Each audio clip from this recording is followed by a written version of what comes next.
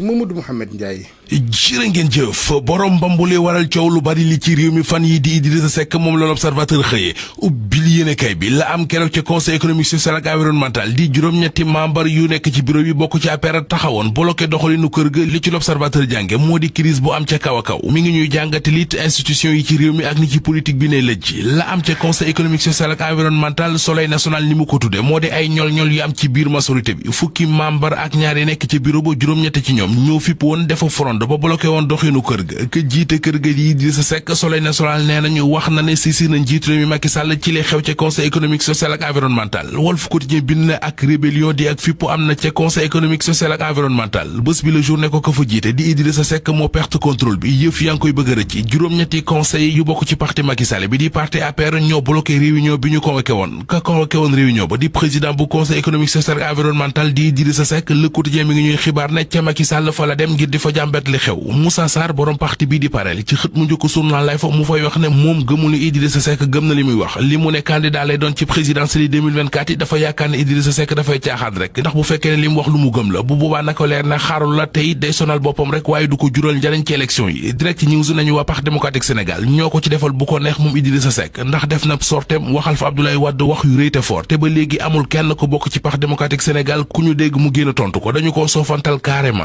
ki leen saf te ñor leen ñoom waa kër Abdoulaye Wade yi di Karim Wade anki dina kay mi ngi ñuy xamal ne ak bokkam ci élection présidentielle 2024 yi du yomb bindu na ci liste électorale yi naam waaye ndax danañu valider inscription bi ndax article L29 bu code électoral bi moo ko nar a génnee ci course bi anki dina kay mi ko bind mi ngi laajit ndax article L29 bu code électoral bi dëppoo na ak constitution bi téemoo ñu xëy dellu si ak ñun ca la xew ca conseil économique social ak environnemental front ba fa am yéenekaay bi nee nañu Idrissa Seck mi ngi koy ñaawlu nee na doxalin wi du doxalinu nit kuy bàkkoo républicain nee na te sisir na ci njiit réew mi Macky Sall le téemoo ñu gis ne ci lu yàggatul dara président de la république Macky Sall dina jël ay dogal ci la xew ca conseil économique social ak environnemental ndaw yi Macky Sall yi di waa COJER seen coordonnateur di Moussa Sow le témoigne nee nañu li muy sàkku ci Idrissa Seck mooy mu démissionné jël conseil économique social ak environnemental delloo ko Macky Sall mi ko dénkoon bu dee dafa bëgg a jël yoonu boppam ndax li Babacar Justin Ndiaye waxoon rek moo fi am boo nekkee ci régime da nga koy défendre ak rigueur wala nga buub say kaake dem sa yoon ak grandeur Moussa Sow ne Idrissa Seck dafa violé sart yi tënk doxalinu Benno Bokk Yaakaar kon nag xel xalaatul muy wéy di jiite institution bu mel ne conseil économique ak